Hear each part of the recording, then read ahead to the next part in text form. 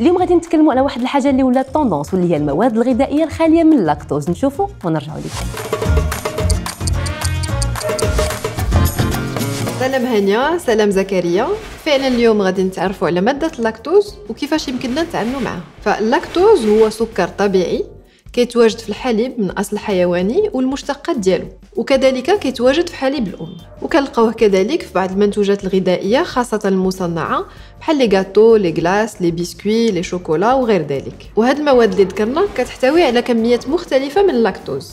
فمثلا الحليب المجفف او الحليب المركز كيحتوي على 10 المرات الكميه ديال اللاكتوز اللي كاينه في الحليب الطبيعي او الحليب الطري، اللي هو بنفسه كيحتوي على كميه اكبر من اللاكتوز بالنسبه للياغورت او الجبن. اليوم كنلاحظوا ان بزاف الاشخاص كيتفاداو تناول ماده اللاكتوز. كيخصنا نفهموا ان ماده اللاكتوز باش نهضموها المعده ديالنا كتفرز واحد الماده سميتها انزيم اللاكتاز، وهاد انزيم اللاكتاز كيتفرز بكميه كبيره عند الرضيع والطفل الصغير، وما حدو كيكبر والافراز ديال هاد الماده كيقلل. فتقريبا 70% من الاشخاص البالغين ما كيهضموش ماده اللاكتوز بطريقه جيده. فساعه او ساعتين من بعد تناول وجبه فيها كميه معينه من اللاكتوز كيبداو هاد الاشخاص كيحسوا باعراض في الجهاز الهضمي، مثلا انتفاخ في البطن، الم في البطن، اسهال، غازات او غير ذلك.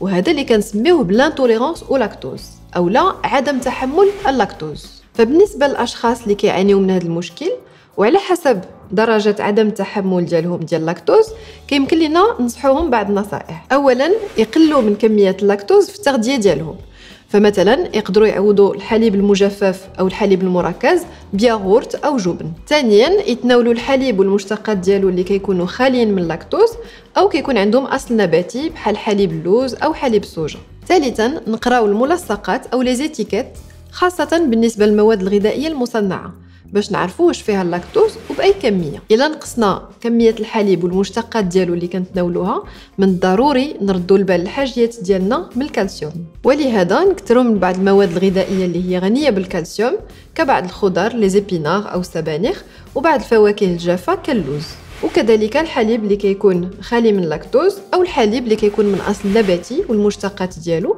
واللي كيكونوا مزودين بماده الكالسيوم. اذا مشاهدينا وهانيه وزكريا حتى نتوما، نتمنى تكون الحلقه ديال اليوم وضحت لكم مفهوم اللاكتوز وتكونوا استفدتوا من النصائح اللي قدمت لكم.